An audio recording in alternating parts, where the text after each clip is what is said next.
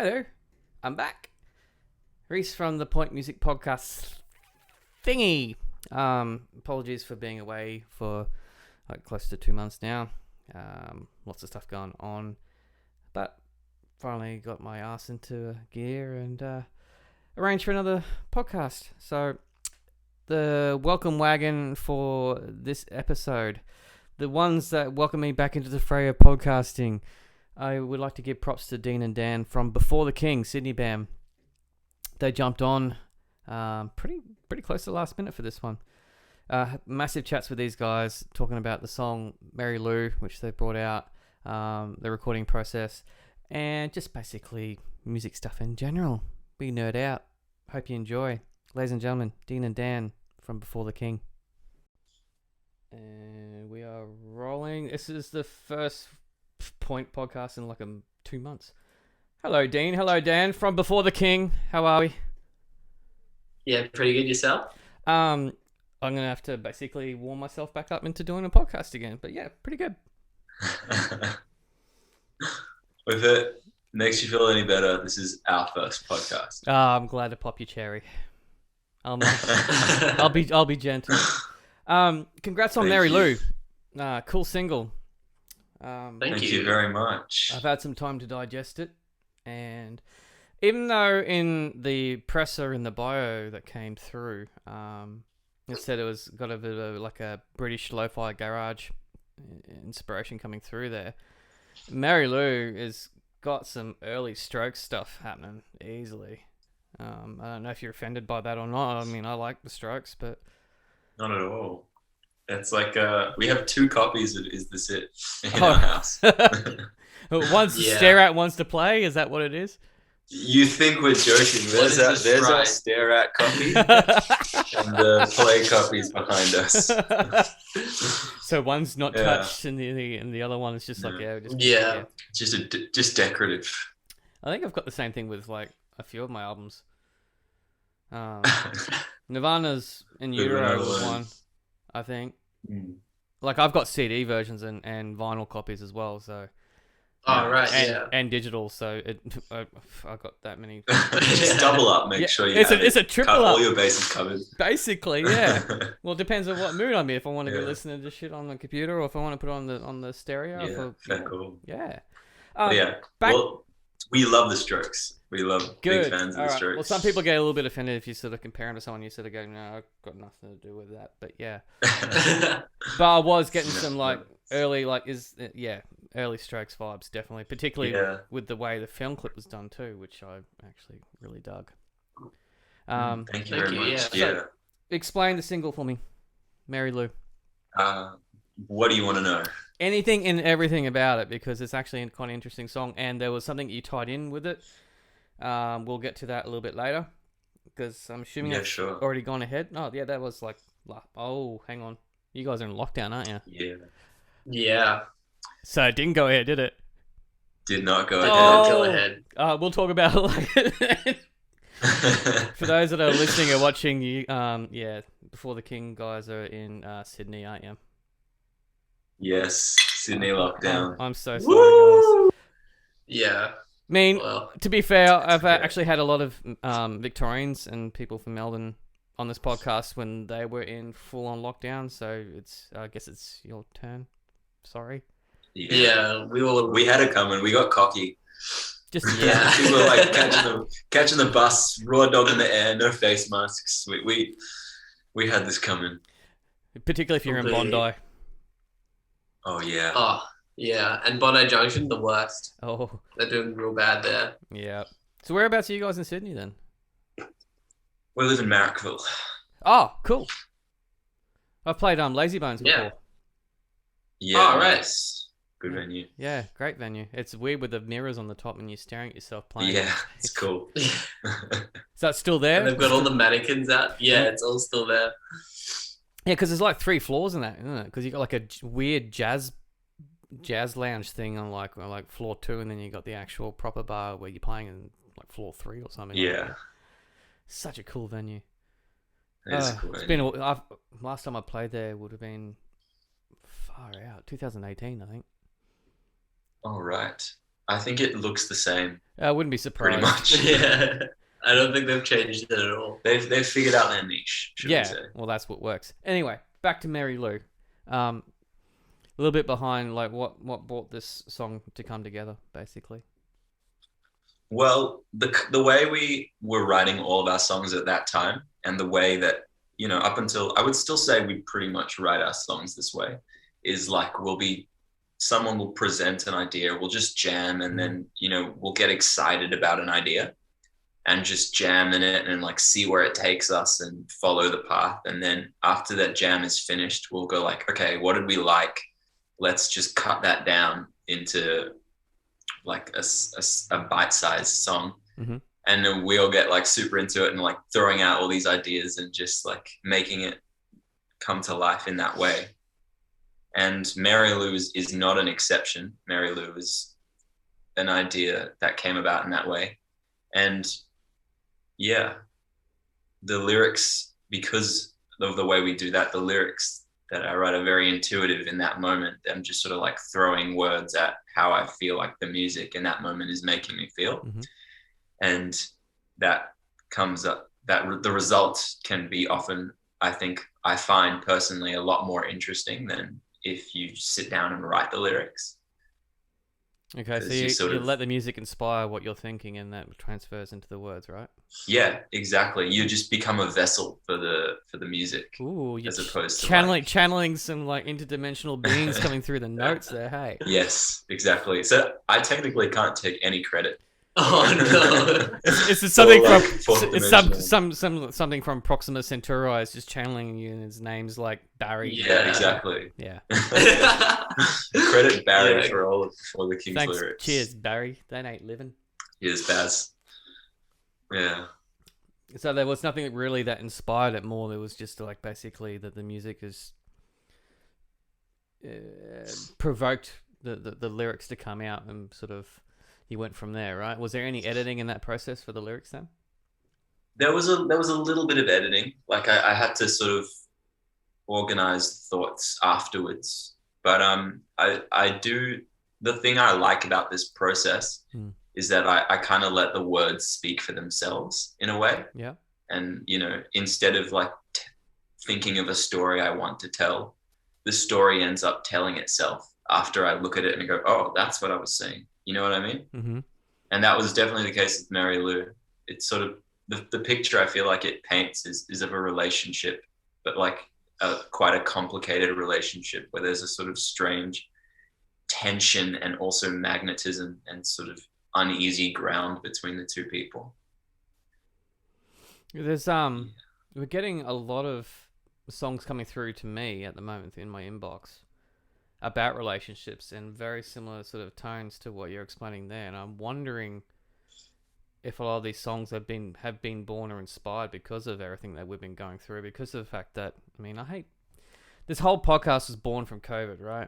Because of the fact that I couldn't get out and talk to all the musicians that inspired me face to face, so I started doing this whole podcast thing, right?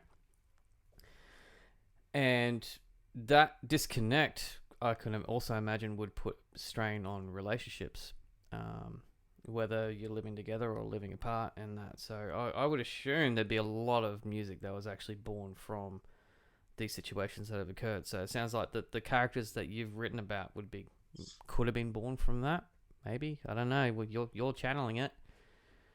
Well, I mean, it was actually written quite a long time before lockdown was a thing. Interesting. Yeah. So we wrote this track in like 2018, pretty much. Been a while coming then. But yeah. But I actually do agree with what you're saying, because the one example that comes to my mind, there's a local Sydney band called the Nagging Doubts. Okay. And they have a song called, I think it's Berlin. And the lyrics to me paint a picture of like people who are forced to, because of COVID lockdown, to be in a house with each other and are sort of forced to deal with the tension between them. Wow. Like there's nowhere to run because of it. So I think that you're pretty on the money about it. So, because we haven't been in Queensland here, we haven't had major. I mean, we've had our little 3-day lockdowns or whatever like that, and we're still wearing masks until Friday morning. But Not to the extent that you guys have since the beginning, anyway. But I found, Right. as a musician, I don't know how you guys feel with this industry itself, that there is so much pressure, particularly for indie artists, to not just be musicians, but to be their own marketing team, to be their own managers, to be their own booking department, to basically keep social media managers. It's basically all these roles chucked into one, and a lot of the time we have no fucking clue as to how or what we're doing. And that, when it all came to an end, well, it started in April, May last year, it pressed pause and everything. And I don't know if you guys are, but I know a lot of musicians that have high social anxiety. I've got it. I can't handle festivals. Like, I've played so many festivals, it's ridiculous, but I'd rather just sit in the green room, or if it's go around the back, or maybe go see an artist and then come back and go in my safe spot, because it's just, I can't handle too many people. It just drives me, the noise is just too much. But this COVID thing, press pause on that, and I was given a chance to breathe. I don't know if you guys ever felt the same way, particularly as musicians. Like, it's kind of like you can press pause on all the other shit that you got to do, like all the social media stuff, all the bookings and all that sort of stuff, and you can just focus on the thing that we love doing the most. And what's that? Fucking writing some music and playing some music and coming up with stuff that inspires us to keep writing instead of forcing it out. So was there anything like that coming for you guys? Or actually right now would be a good example too. I mean, I guess in a sense there was, like, when we went into our lockdown last year, like, that was when we decided to release our first single. Like, we had a whole bunch of recorded songs in the bank for a while, and we're kind of waiting for the right time. And everything went into lockdown, and we're like, well, shit, there's no more gigs, there's nothing. What can we do? The only thing we can do is release our first single. Yeah. And we did that. And then I think every single post that we've released in a COVID world. So we've, like, essentially all of that social media marketing, all of that stuff, you're completely right. It's like we do it ourselves, and we are learning, I'd definitely say. Shooting in the dark. Shooting in the dark, yeah. But it's like we kind of only know a COVID world now. Yeah. Which is pretty crazy because it's only been 2 years. But the band existing on, like, a Spotify standpoint has only existed through COVID, really. Which is actually pretty crazy to think about. I didn't think about that yet. Yeah. Yeah. Well, one of the bands I'm in is exactly that. Like, I joined, because I'm in 3 bands, but this particular band is actually releasing a full-length album on Friday. And whoa, congratulations. Cheers, man. And I joined them in July last year, so, like, in COVID times, and we've literally played 4 gigs. Yet we all our Spotify existence. You're right. Like, the majority of our existence is online and in Spotify. It's crazy when you think about this. Like, the things that we love from doing that the most. perspective. Yeah. From that perspective, I don't feel like the social media side has slowed down. If anything, I think it's ramped up. Yep. To become almost the only thing that is, like, consistent. I agree. But it's frustrating because of the fact that you're supposed to gain fans and followers, and a lot of the time, organically for us, it's by playing shows and by being and attracting people to our music, and they've walked into the venue just going, oh shit, someone's playing, oh, this band's fucking cool, all right, better find out who they are and then follow. Yeah. Whereas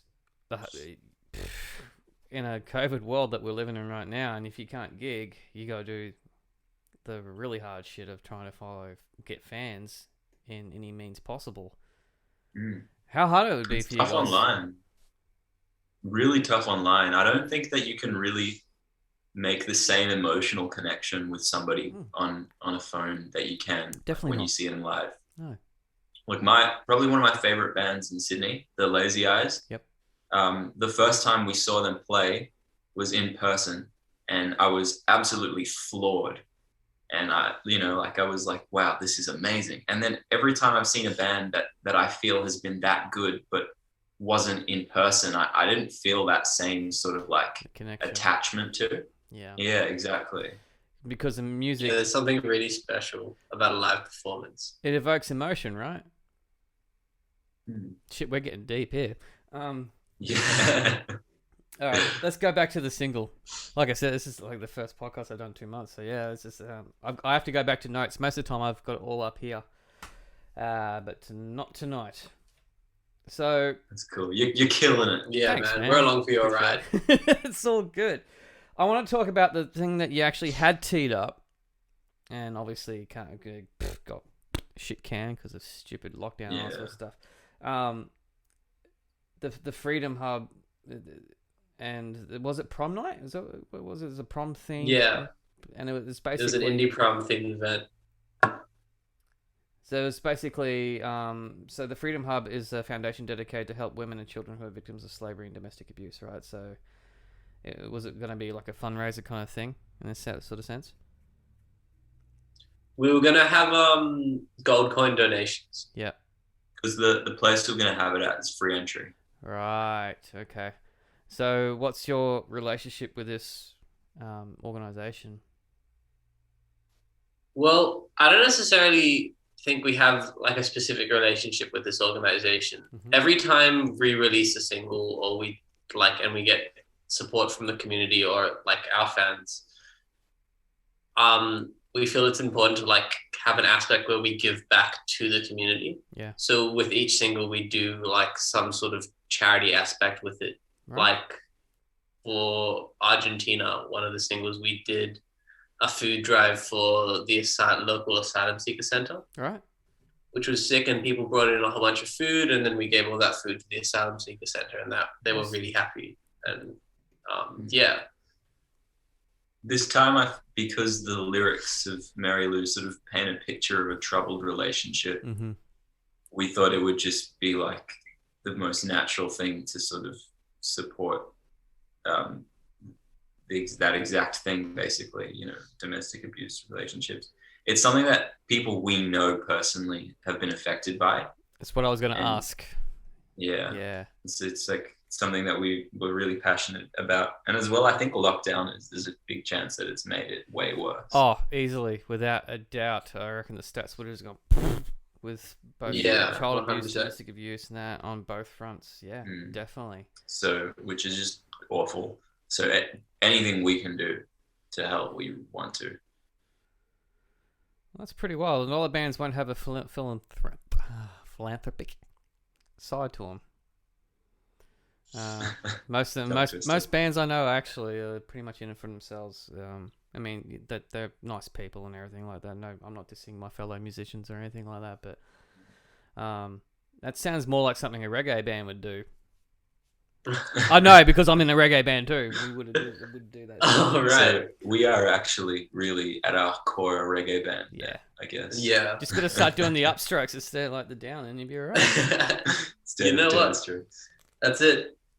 Do a strokes-ish reggae thing. No, it's already been done. You don't want you won't talk about that bit. You took that back as soon as you said it. We're actually thinking of becoming a ska band. Do it. There's always room for ska. Dude, you'd be surprised. You would actually count the coin more than what you would as an indie band. I can tell you that now as a ska band. Maybe we're in the wrong business. Yeah. The wrong industry. I know a very good ska band up here, and they actually do all right. I can tell you that now. That's interesting. Yeah. Because people there's like a pretty decent reggae sound in Sydney. You got bands like Sticky Fingers and Ocean Alley. Yeah, Ocean Alley. What's that other one? Lime Cordiale kind of got Lime that sound as Cordiale, well. yeah, they've strayed from it. But all three of those bands have all strayed from their original root sounds, man. Like, Yeah, that's true. Both, like a band I was in, 10 years ago, Ocean Alley supported them up here, and they were more reggae, like when you listen to Yellow Mellow and that sort of stuff, way more rootsy reggae sort of It's stuff. a great track. Great track. I mean, Ocean Alley. Yeah. I'm not dissing them because they're a great band and lovely blokes, by the way. back to you guys because you don't need to talk about that shit. Yeah, We can talk about whatever you want to talk about. Oh, I want to okay. talk about us.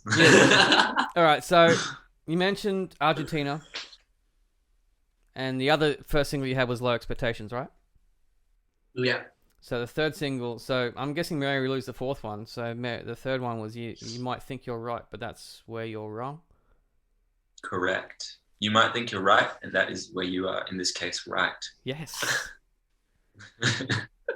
So do you want to explain that one? Because that one's a little bit different than Mary Lou, though. Yeah. Sort of same. I think it came about pretty much in the same way that Mary Lou came about, but the idea was a lot more sort of garage rock, like upbeat, more, definitely a lot more in that Arctic Monkeys lane. Yeah. Yeah, and that was actually one of the few examples in our band where I took the lyrics and I like sat down afterwards and like thought about what I wanted to say, and it turned out really well. So that's something that separates that song a lot. And also that was one of the first songs that we wrote with our new guitarist at the time, who is now just the guitarist. But at the time he was the new guitarist. Yeah. And he actually, that was the first time that he came and was like, I have this idea for this song. And he was like, that whole section that happens at like the midway point, that like, with the whole shout chorus, like interlocking vocals part, was his idea. And like, so that was one of the first times that he gave like a really meaty contribution to something that we had done, which was really cool. It felt like fresh blood coming in. Like I know that feeling of coming into an already established band and then having all these ideas, and then you're just going, oh shit, should I say this sort of thing? Because I'm like, literally, this is the first time I'm playing with this band. Should I say what I'm thinking? And I just went, fuck it. Yeah, I reckon the song should go like this. It would work a bit better. And then all of a sudden it just flowed. I'm guessing that's the kind of sort of thing that your guitarist actually had in mind as well. Yeah, I would say. Gotta love that. Potentially, I mean, I don't know what he was thinking. Yeah, but I do. Yeah. That's just the psychic meld thing between guitarists and yeah. Dan, us bass players, we just think. Yeah, we don't. We know what the drummer's thinking. We think of it, exactly. Yeah, we're on our own level. We speak drummese. Yeah, right? We can translate for the drummer for the rest of the band. We basically. Yeah, exactly. We speak the rhythm. Yes. It's like being the translator for everyone else in the band. Sorry, what do you say? We're the great uniters. Hey, they're fucked without us. If you want to dance, you're dancing to the bass player, not to the drummer, and not to the guitarist. I can tell you that now. All right, I'm chucking these notes out the window. I'm done with those notes. So, you guys recorded. Oh, hang on, I need those notes I just chucked away. The Brain Studios. Yes. So how was that your first time in the studio, you guys, or you been in studios before? We never. The first time we were in the studio was like that we paid for and like proper good money. Yep. Was the Brain Studios for Low Expectations, and we really liked the result that we got, so we wanted to go back again, and so we recorded another batch of songs there, and then we liked it so much that we went back a third time. So did you develop a bit of a relationship with the producer there? Yeah, I would say. He's good. He's like a Gordon Ramsay type. He's like brutal, cutting, but gets good results out of you, which we like. So basically, Dan goes in there for like 2 hours, does his bass lines, and he just has to sit and twiddle his thumbs for the next like 5 sessions that you have. Is that basically the case? Pretty much. Yeah. Great. Yeah. Yeah, completely. Everything that you think you know when you go into the studio as a bass player, throw it out the door. Completely. Did they tell you why? Well, I remember the first time we went into the studio, I got torn to shreds, and I had to come back like a renewed person, stronger and better. What was the reasoning? I just think like the thing that I was playing was maybe not the best thing for the song. And we had to have like a lot of discussions about what was better for the song. Yep. and it was not how I was thinking about it at that point in time. And he helped shift the like perspective in my mind, but it was quite difficult for me at that time. Oh, it always is. Yeah. So I actually come from like a alternative metal background. I've been playing bass for like 27 years. So Oh, nice.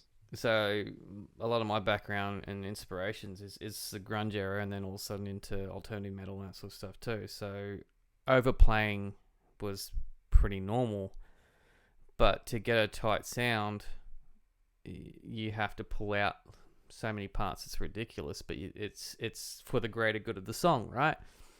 Yeah. But no one's ever explained it to me properly until like the last few years. They've always just said you're playing too much, and that's it, right? And you can't help but be offended by that, because this is the line that you came up with and you think it works, yeah?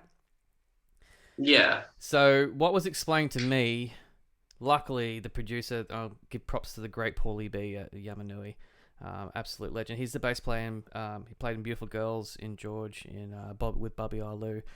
Dude's a magician, basically. But what he explained to me, in the sense as a bass player to bass player, is that you need to let the song breathe, but you want people to feel the bass. And he said, I want this song, when we were producing a song, to be played on a big system, and I want you to feel the bass in here, in your chest. For that to happen, you got to pull out the ghost notes, you got to pull out all those, and you got to he explained it in a way that when you think of a bass speaker, it's got to push in and push out, right? So if you're doing long push in, push out, you're pushing these big low frequencies, and that's going to hit you really, really hard. But if you're doing all these like all these like little ghost notes and that sort of stuff in playing, it's not giving enough time for these bass frequencies to push out, and to probably reach, right? Yeah, and it just gets lost. You lose the whole vibe and the whole feeling of what bass is supposed to do. As soon as he explained that in a scientific method, I was like, oh shit. Alright, so overplaying equals not being able to feel the bass coming through. Whereas if you simplify and make it more dramatic and give those big notes, those big parts, shit, people feel it and they know it. So as a bass player to bass player, that's one of the reasons why they tell you to actually pull notes out. Yeah, completely. But I think it's not just an issue for it can be an issue not just with bass, but like with any instrument. Yeah, like drums. It can be, yeah. Solo, guitar solos. Oh, definitely. Yeah. Yeah.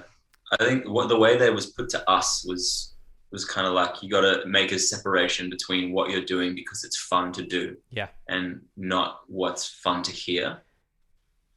Not everyone's a musician. That's the thing. Yeah.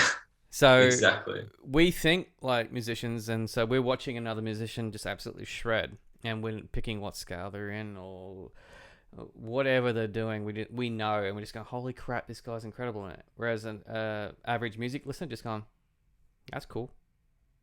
Yeah. That's it, right? And they'll go on to the next thing, or they'll be on the phone or something. Whereas us musicians, they just go, hey. When it comes down to it, seeing a live band, people just want to dance. That is the other key.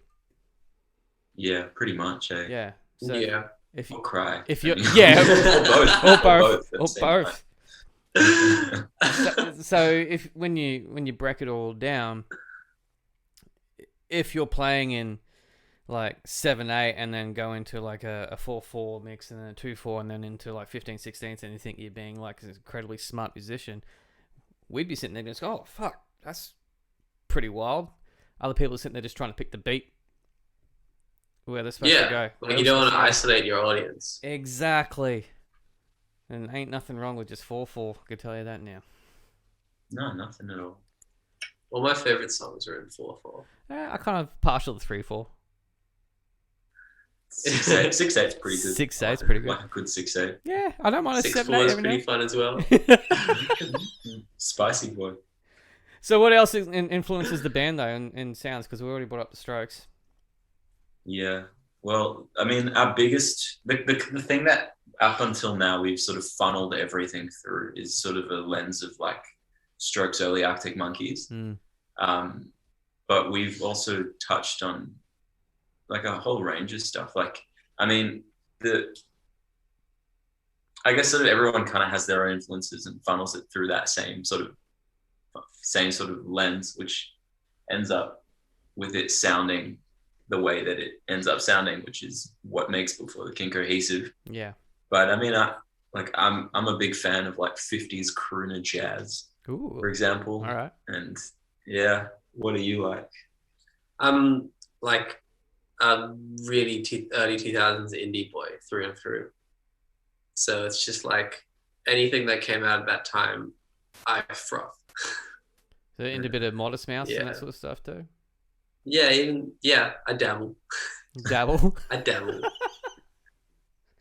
So that was my phase. I just couldn't stand indie bands at all, early 2000s. But right. I was too busy being a new metal kid. Yeah. Oh, fair, yeah. Yeah. It was like the direct competition to it. Yeah. And people mock new metal as much as they want, but it brought out some pretty amazing artists and amazing albums. Same as the indie. That said, the drummer and me did go see Linkin Park in 2013. How was that? Good. I mean incredible, obviously. I saw him twice, but I know that I saw him on the Thousand Suns tour. Oh, that would have been a good one. Yeah, Chester had broken his arm in Sydney, I think. And then jumping off the stage, and then he I think Brisbane was the last show of that Australian leg, and he had a cast in his arm, and he's just being a maniac on stage. Incredible act. And what was really eerie about that, thinking about it, Chris Cornell opened. Oh wow! Oh, yeah, Chris Cornell. That is quite eerie. Played. He had his whole backing band with him. He did Soundgarden covers. Oh well, covers. Those fucking songs, Soundgarden songs, Audio Slave songs, and then some his own stuff as well, some covers. And right, it's kind of eerie thinking about that now. Those two guys on tour. Yeah. And never really had never had the connection like prior to that. Yeah, wild. That was good. Very wild. Amazing tour to see that. Yeah. So why were you into Linkin Park at the time? Yeah, I was like, there was no one that wasn't into Linkin Park. Dude, they are great songwriters. If you like Mike Shinoda, if he's got his own he's on TikTok now too. Has his own YouTube channel where he goes and breaks down all the Linkin Park songs, and then he actually remixes them and listening to people's stuff. And his mind, if you want to get into your own production thing, is stupidly good. Right, that's sick. Would you know about that. Would you ever dabble in like producing your own stuff? Yeah, we've definitely thought about it. I mean, COVID, especially like us being locked down, we've sort of been experimenting with like recording stuff by ourselves and seeing how that sounds, and like it's definitely crossed our mind. But I mean, part of the reason that we love going to the studio is that I think we just love surrounding ourselves with people who are way better than us. That's where you learn, though. That's you pick up from. Yeah, exactly. Yeah. So I think we would probably maybe have a few more sessions like that before we ever actually really try to go hard and like do it completely ourselves. So how many songs are left in the vault then? Because you've released 4. Is there more coming, or is this a EP that you're putting together? Or we've got 6 still recorded that haven't been released. So you basically got a fucking album. Yeah. Yes. Yeah, and we've got another album that's been written, but we haven't recorded that. Well, that's where you do the producing yourselves and lay out the demo and basically work it, nut out the parts there. I mean, you got another 2 weeks by the sounds of it. Just work it out that way. Yeah. So, what's the Sydney scene apart from lockdown? What was the Sydney scene like prior to all this shit? Like before, like pre, like 2020? You asking? No. In between. In between, because I know Newstead and King's Cross, all those stupid restrictions you guys had, they were lifted. Oh, like the lockout laws. Lockout laws, yeah. Yeah. Yeah. They were, although we didn't really get to like taste that properly because things were like kind of easing up and getting better and getting better. And then it got to the point where it was like, oh shit, this feels like almost feels like how it was before. Yeah. And then we had that for like a few weeks, and then it just like hard. It's like, imagine if someone baked an amazing cake and you like smelt it and you like saw it, and then they were like, here, have a little taste, and you like did that with it, and then they just picked it up and fucking threw it on the ground. like that's what it felt like. Oh man. So For yeah, it's pretty horrible. For one of the breeding I could not grounds. have- One of the breeding grounds of Australian music for the longest time, apart from Melbourne, was Sydney. And I mean, I felt for you guys when the lockdown laws came into effect. I remember that because I've been touring through Sydney a few times with bands. But fuck, to have that relieved and then all just like yeah. The thing I think though is I think that musicians all around the world, like forever and always, are just super resilient. Yeah. Like, well, I think that well, what I mean by that is like, I think that people who really want to do it, there we go. Like, they're not really concerned with the money for starters, and they're not really concerned with the practicalities. They're just like hyped up on this passion dream train that like lockdown can't stop it. Lockout laws can't stop it. Like, it'll just, the same as like water will flow around an object if you put it in the middle of a river. Like, people just adapt to it because they just want to. See, this is the attitude. They don't want to give up their dream. That's the attitude I've been trying to express this whole period of time since I've done the podcast. I have seen bands that had so much promise up here and they just went, oh, we can't be bothered anymore. And I'm sitting there just going, what are you doing? Just wait it out. Like, seriously, I've been waiting for a proper career for 20 odd years. What's 2 fucking years? Wait it out, basically. But yeah, it's interesting. So have you guys witnessed any sort of like bands around you that just decided just to, we can't be bothered now because it's just too hard? Not that any that come to mind, actually. That's good. I think most people in our community have just like stuck it out. Good. Yeah, and tried their best. Most I can think of. Although there are examples of bands that like members have left where I think they've just like been forced to think about what they're really doing. Yeah. Like, usually a money thing, not though. Just. Yeah, could be a money thing. Although I think at this stage, money is not really a thing anyway. Like, just accept that. Yeah. I don't rely on music as an income, dude. I don't even rely on the point as an income. I've got my own full-time job. So all this is for fucking love and because I love I don't love the industry. I love music. Yeah. And I think that's the thing that keeps pushing it forward is just the love for it. Yeah, and creating. Because I had to teach myself how to produce this whole time. Just so you know, it's there's so much goddamn information out there. I mean, YouTube is just brilliant for that sort of shit anyway. But even just peers, because they most of the time you don't even realize that they're actually probably fiddling around with production themselves and not telling you. And all of a sudden you go, oh yeah, I've been mucking around with the software. Oh, you've been doing that too. And then they just go, I figured this out. How about you try this? And like, holy shit! All right, this works. It's once you go down that production rabbit hole, trust me, there is no turning back.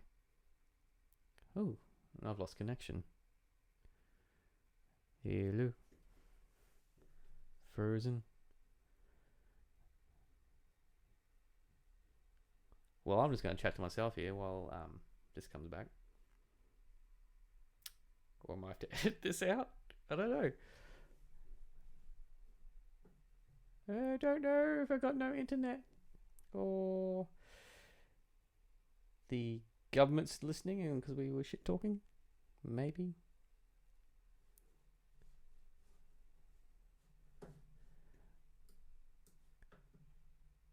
Oh no. Anyway, I'm going to wrap this up.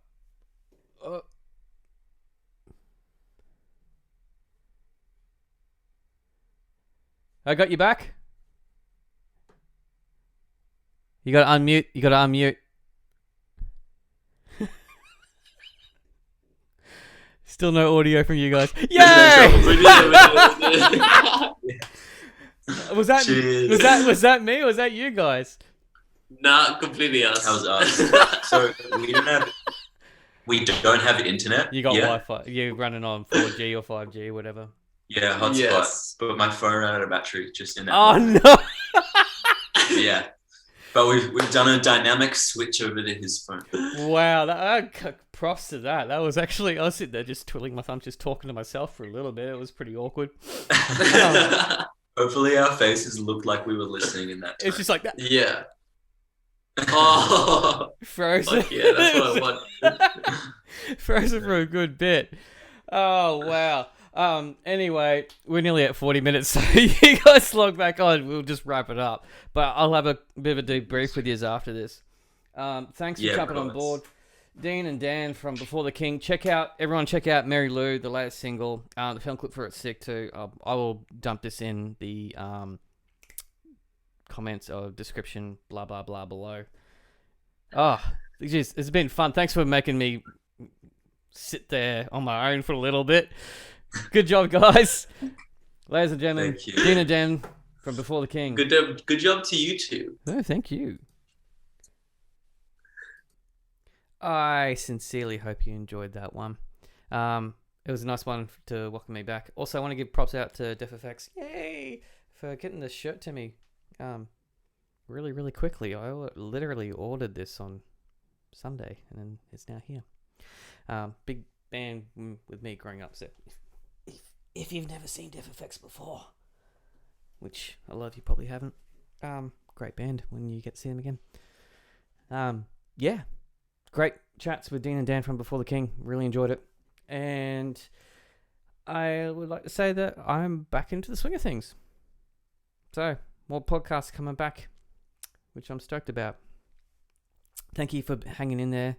I hope you enjoy the new logo, which has now been there for like literally 3 months. Anyway, thank you for tuning in. Thank you for supporting local music, live music, Australian music, all sorts of music. You guys are legends. Cheers.